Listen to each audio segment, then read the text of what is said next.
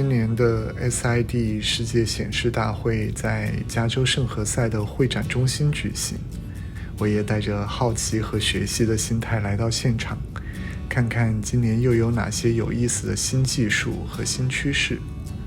本次大会的主旨演讲中，有2个主题都与 AI 密切相关。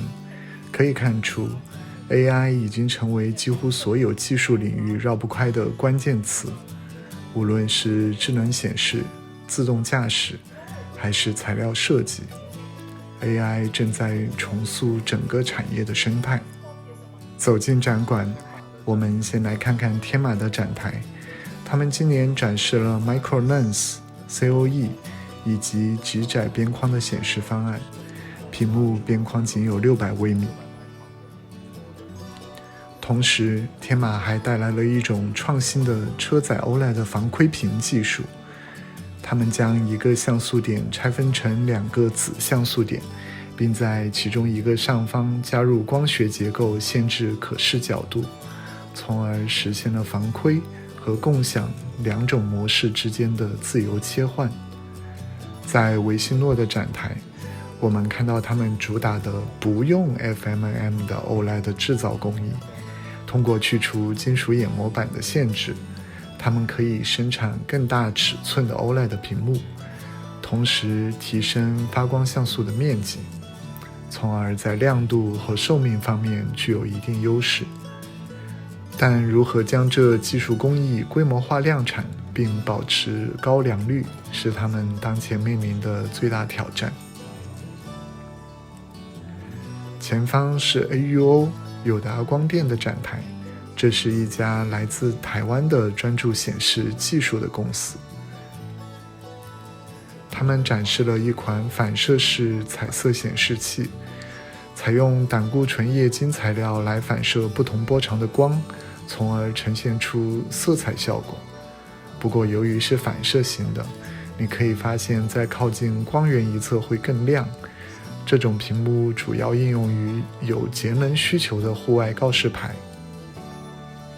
在 AUO 另一侧是一块高亮度的透明 Micro LED 屏幕，透过率可以做到 60%。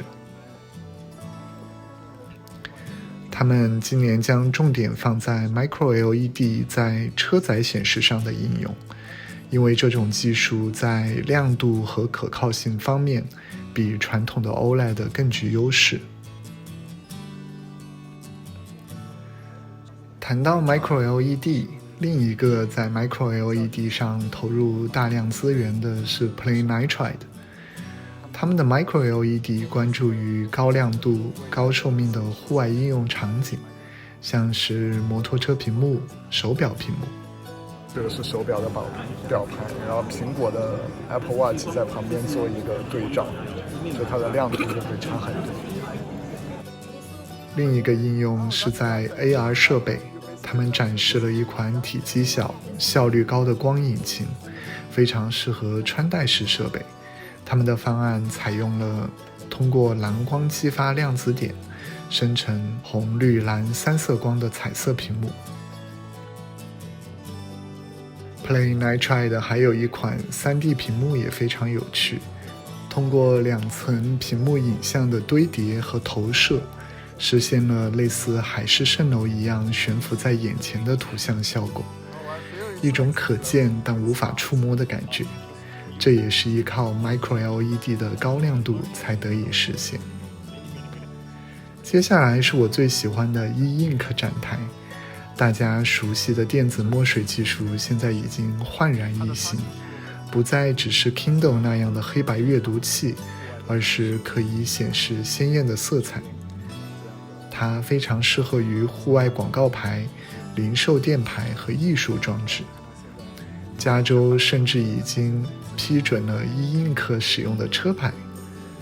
虽然刷新率依然有限，难以支撑视频或动态图像的展示，但在静态图像展示上已经非常接近印刷质感，视觉效果十分惊艳。E-Ink 目前仍是这一领域的主要技术提供者，生态较为封闭，更多的是以 B2B 的形式为终端品牌提供模组和解决方案。我们再来看看康宁的展区，这个在玻璃领域大名鼎鼎的公司展示了他们用于显示器背板的玻璃材料。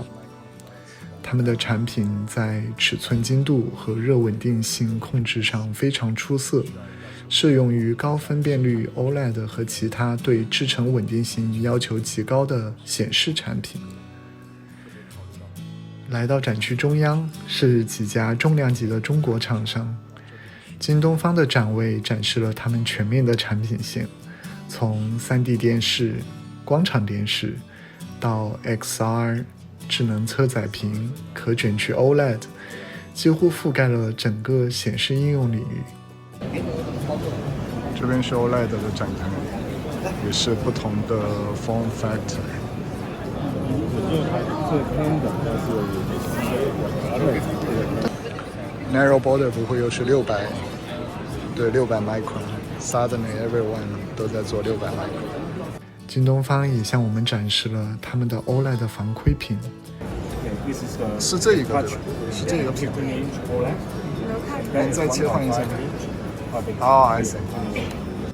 他们认为，相比起尚处早期阶段的 Micro LED，OLED 在制造工艺和成本控制方面更加成熟，因此短期内在车载市场仍占据优势，这和 AUO 是完全不同的方向。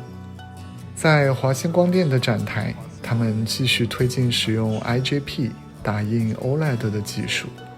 IGP OLED 最大的优势在于制造成本和大尺寸可扩展性，但仍需在发光效率和材料稳定性方面继续优化。然后这边做了一个驾驶的 simulator， 然后很多人在这试，我昨天已经试过。韩国厂商还是被放到了压轴的角色。LG Display 展示了无边框 LED 拼接屏，通过将控制电路隐藏在屏幕后方，实现无缝拼接，适合大型会议和广告墙等应用场景。此外，他们还展出了一款可伸缩屏幕，应用场景被放到了可伸缩的车辆中控台。其实这更多还是一个概念产品，收缩的时候还能看到不少褶皱，非常影响观感。另外，他们也更新了透明电视的透过率，提升到了 45%， 但亮度相比 AUO 的 Micro LED 还是逊色不少。在 OLED 产品线方面， LGD 今年有2项重要升级。第一个是 Tandem OLED 结构中引进了蓝色的灵光材料，提升了发光效率的同时，但也带来了使用寿命上的妥协。第二个产品是在 White OLED 方面进行了全面优化，创造了4层发光的新结构。今年有不少的讲座，也拿了不少的奖，屏幕亮度和色彩的提升非常明显。不过这个电视应该也不便宜吧，让大家感受一下。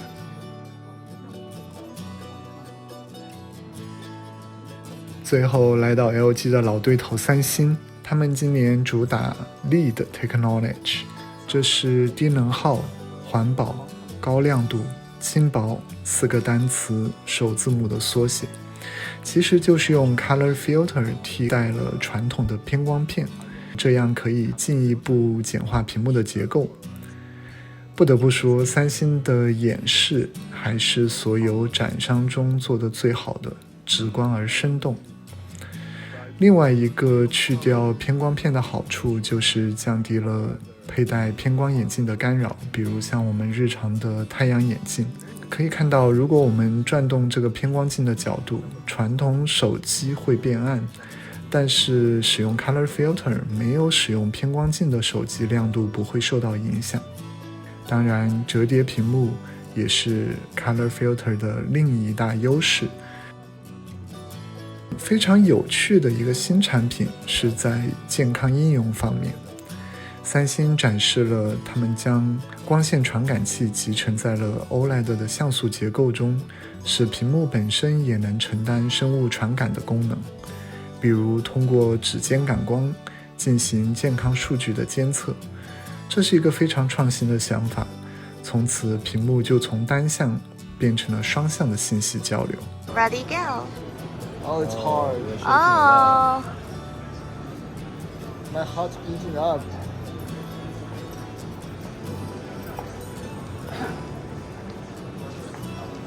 Is this considered pass? No, it's not. It's not pass or fail. 当然，三星也不会落下他们钟爱的量子点技术。除了继续在量子点光转换层的应用优化外，三星还推出了世界第一款量子点电致发光的产品。虽然发光效率和寿命他们自己也承认不尽如人意，但是从0到1的突破也是有里程碑的意义。总的来说，这一届 SID 大会虽然没有爆炸性的颠覆式技术，但我们仍然看到很多令人振奋的摸索，无论是面板材料的创新、光学结构的优化，还是新型应用场景的探索，都让我收获颇丰。作为一个刚入行的新人，这样的体验无疑是宝贵的学习机会。希望以后也能持续跟进业界的新动态，和大家一起分享更多有趣的显示技术故事。